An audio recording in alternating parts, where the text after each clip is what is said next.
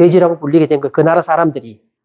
근데 그 이후에 우리는 BC 128년을 천사기라고 하는데 그 하늘의 역사가 이 천부의 역사가 다 이제 없어지는 시기가 있는데 그게 BC 128년인데 천사기 역사라고 합니다. 그 이제 천사기 역사 때 이제 쟤네들이 이 천부의 역사를 가리고 싶었던 거예요. 우두머리 아닌 두자잖아요. 한족들이 역사 왜곡을 하기 시작하면서부터 이 글자 왜곡을 한 거예요. 누가 봐도 요거는 우두머리 두자고 요거는 돼지 해자인데 요거는 천하의 나쁜 놈들이고 이거는 천재를 뜻하는 글자예요.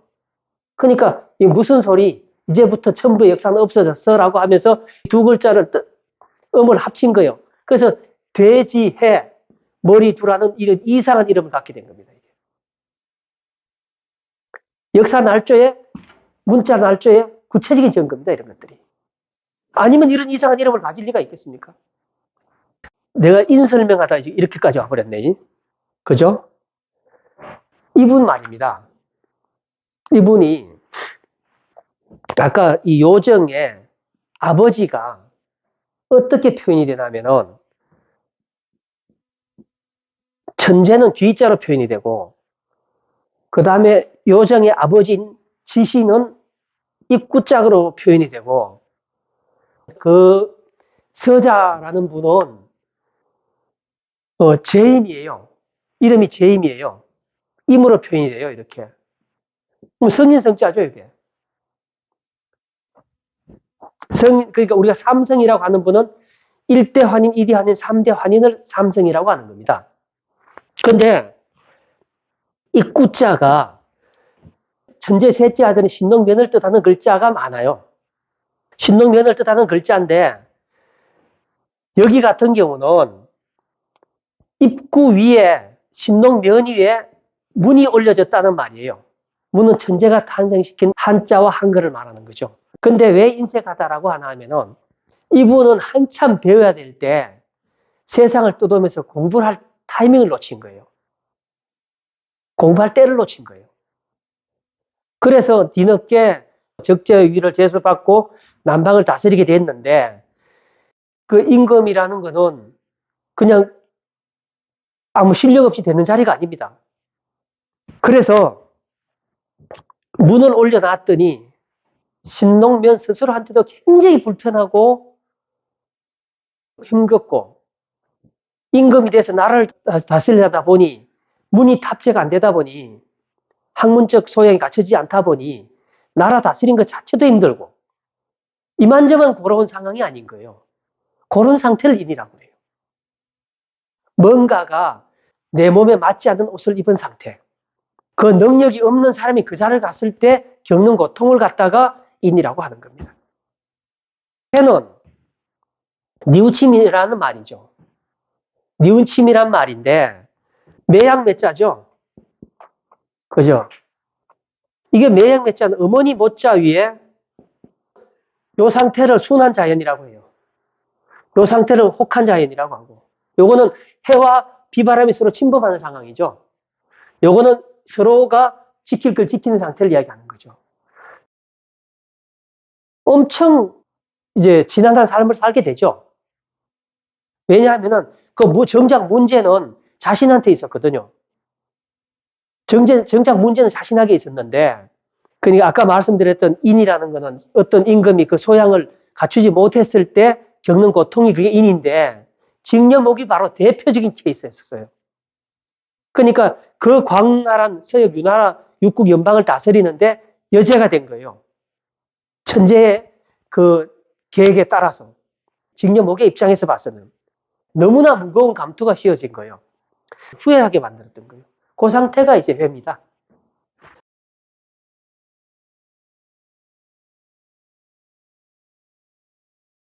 그리고 이는요, 무구는 뭐 아까 구를 설명했으니까 허물이 없는 상태라고 하는 거고, 이라는 거는요, 제가 나중에 이제 건이청 계를 설명할 때 건은 원형이정이라고 나오는데 이 부분을 그때 가면 자세하게 설명해 드리겠습니다만은 우선 앞서 설명하자면은 벼의 힘이라는 말이에요. 칼은 권력이죠.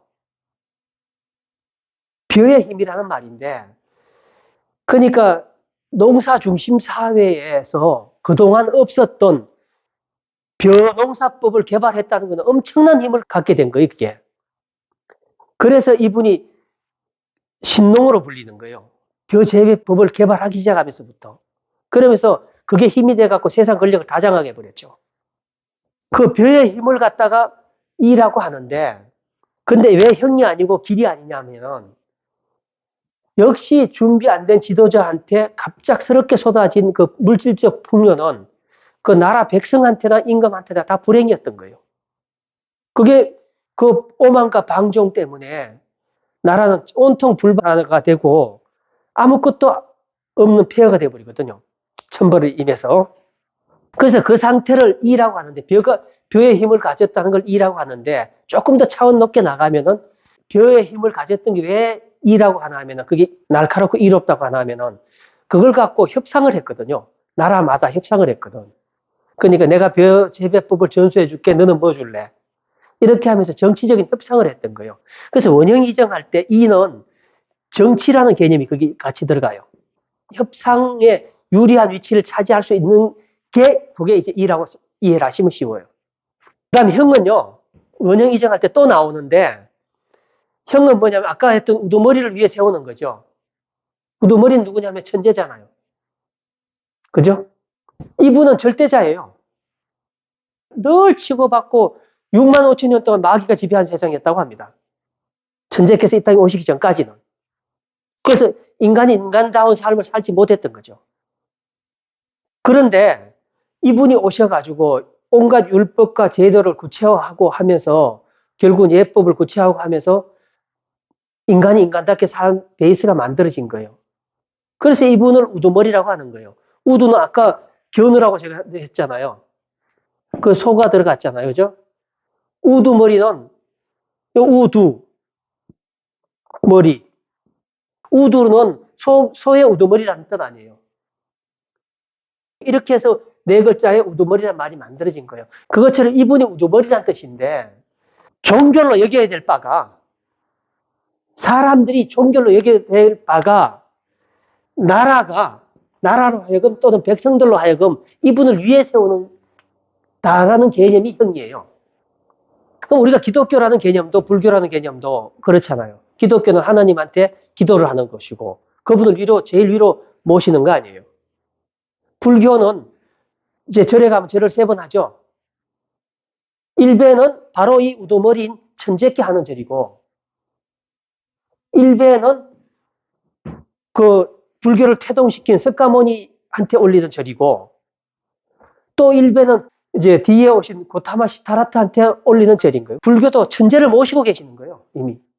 3배가 그거예요.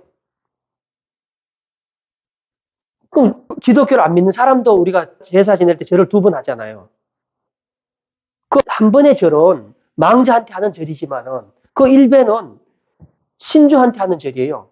신주가 뭐냐 하면은 모든 신들의 주인이란 뜻 아니에요. 그래서 우리가 문상을 가도 절 2번 하잖아요. 그 1배는 신주 이 우두머리한테 하는 절이고 1배는 망자한테 한 절이단 말이죠. 근데 우리는 이미 다 섬기고 있는 거예요, 그렇게. 근데 나라가 또는 백성이 이 하늘의 징벌을 두려워하지 않고 하늘을 가볍게 여기고 이래 보면 어떤 일이 생기나 하면은 정말 천벌이 임합니다. 나라가 한번 망하잖아요. 다시 복구하는데 몇천 년씩 걸려요. 미국이 대표적인 경우예요. 9300년에 미국이라는 나라가 있었습니다. 조선이 멸망을 하고 난 다음에 다시 나라를 되찾는 데까지는 아주 특별한 게 있었습니다. 천손님을 인정을 해서 대한이라는 국호를 짓고 그 다음에 태극기라는 하늘의 문장을 우리 대한민국 문장으로 만들고 무력이 다시 불처럼 일어나길 바라서 광물하고 연호를 다시 시작하고 이렇게 그런 안배가 있었기 때문에 그렇게 가능했던 거예요. 그 조선이 패망할 때쯤 해서는 어마어마한 역술과 이면이 있었던 거예요. 세상 설계한 이면에 있었던 거예요. 우리는 그걸 문장으로 삼아서 태극기 가슴에 품고 결국은 독립을 해낸 거 아닙니까? 그렇게 되는 거예요. 그래서 형리라는 거는 하나님을 나라나 백성들 위에 두는 개념을 형이라고 하는 거예요. 그러면 하늘은 우리한테 복을 줍니다. 한 치 앞도 모르는 이 미래 세계에 널려져 있는 그 흉한 것들을 다 걷어간다는 게 형이라는 개념이에요. 길은 아까 말씀드렸죠. 그 선비를 준비된 지도자를 갖다가 그 중심에 세우는 거. 그걸 갖다가 길이라고 하는 거예요. 이렇게 우리가 말하는 여를 쓰면 안 했구나. 여는 말이에요. 요 모퉁이 우자라고 하죠. 요거는 허수아비 우자입니다. 우리 할 때 요렇게 하는 겁니다. 그러면 요렇게 하는 거예요. 떠나지 못하게 하나로 묶어주는 개념이 우리라는 개념이에요. 그래서 우리는 내가 지금도 우리라고 했는데 제 집사람을 남한테 소개할 때 우리 집사람입니다 라고 소개를 하죠. 우리 천부의 후인들은 비록 공유할 수 없는 내 아내지만은 남한테 소개할 때 우리라고 소개를 하는 거예요. 그래서 단체라는 개념을 먼저 심어주는 거예요. 개인주의가 아닌 단체라는 개념을 먼저 인식시켜주는 거예요. 그러니까 하나라는 개념을 심어주는 거예요. 그게 한계라는 개념이에요. 그런데 내가 왜 우라고 했냐면은 예전에 옹이란 땅이 있었어요. 이 땅 이름 옹자인데 옹이란 땅이 있었는데 누가 살던 땅인가 하면은 문둥병자들의 집성촌이에요. 근데 굉장히 큰 세력을 이루고 살고 있었던 거예요. 이 사람들이 천재께서 정말 지독한 어려움을 당했을 때 마치 거짓말처럼 나타나서 그런 도움의 손길을 뻗어줍니다. 그리고 직녀목을 만나는데 그 작전을 써서 결정의 역할을 해주고, 그런데 이분들이 이제 문둥병자잖아요. 문둥병자 얼굴을 막 문둥병자 얼그러져 있고 이러니까 자신들이 나서지 않는 거예요. 그러니까 대중 앞에 나서지 않고 늘 모퉁이에서 쳐다보고 이제 그 천재에 가는 행보나 이 천부인들이 바른 길로 갈 수 있게끔 수호신 역할을 해주는 거예요. 그래서 이분이 이제 이름은 우라고 하는데 이분이 그러니까 하늘에서 온 수호신이라고 하는 거예요, 이분이. 근데 마치 허수아비처럼 들녘에서 주인을 위해서 가만히 아무 소리도 안 하고 참새 때 쫓아주는 허수아비처럼 그렇게 천재를 도와준 사람이라 해서 허수아비 우자가 있는 거예요. 근데 이 사람이, 이 수호신이 동방의 첫 번째 하늘인 인내천을 개벽을 할 때 이만큼의 병사를 보냈어요. 그래서 1만 만자라가 생겨난 거예요. 여기 옹땅이죠? 땅 이름 옹자잖아요. 여기에 정돈 안 된 세상을 의미하는 풀조자가 들어가면 1만 만자가 되는 거잖아요. 정돈 안 된 동방세계를 해방시키려고 들어갔을 때 1만의 병사를 보태줬다는 거예요. 옹땅 사람들이. 그래서 1만 만자가 생긴 거예요. 그러면 여기서 려라는 것은 문둥병 여자거든요, 이게. 아까 이 이야기가 딱 맞아 들어가죠. 이 문둥병 앓는 사람들이, 그러니까 이 나라에 문둥병으로 가득 차게 됐다는 말이에요. 문둥병을 옛날에 천벌로 이제 그렇게 표현을 했나 봅니다. 그러니까. 그래서 예, 그런 상황이 온다는 거예요. 문둥병 앓은 것처럼 이제 육체적인 이제 응징이 있다라는 말이에요. 려는 문둥병과 같은 치유불능의 육체적인 병을 준다라는 말이에요. 그러니까 우리가 정말 하늘의 별은 경계해야 될 것이, 우리는 어느 누구도 질병으로부터 자유로울 수 없습니다. 우리가 이제 뭐 우한 코로나다 뭐다 하면서 이제 한동안 정말 고생을 했는데 그것처럼 우리는 신벌을 두려워해야 돼요. 하늘은 이 악을 쌓는 사람한테 멸하는 벌을 준다라는 거예요.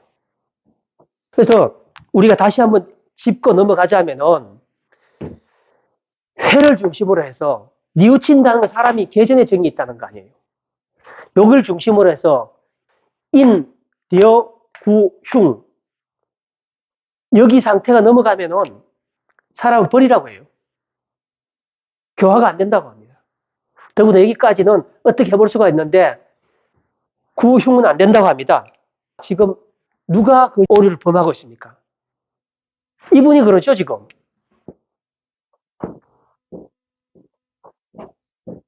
이 구는 말이에요. 불특정 다수의 사람들을 갖다가 어둠 속으로 몰고 가는 게 구예요. 자기도 잘 모르는 주역 가지고 그런 식으로 이야기하면 안 되죠. 그래서 이런 것들을 두려워할 줄 알아야지. 3년 전인가 그 천화동인 하천대유하고 한참 시끄러울 때 설명을 해주면서 이게 이런 건데 과연 뒤에 역술가가 없고 이게 가능한 이야기냐. 제가 그 말씀을 드렸고 그로 인해서 엄청난 벌이 있을 것이다라고 했는데 채 3년이 가기 전에 벌써 사단이 나고 있죠, 지금. 이렇게 무서운 겁니다. 하늘의 벌을 면할 수 있는 방법은요. 그 바늘 한 구멍도 어디 피할 데가 없대요. 그러니까 늘 그 주역을 공부하는 사람들 그걸 염두에 두시고 이제 해야 되는 겁니다.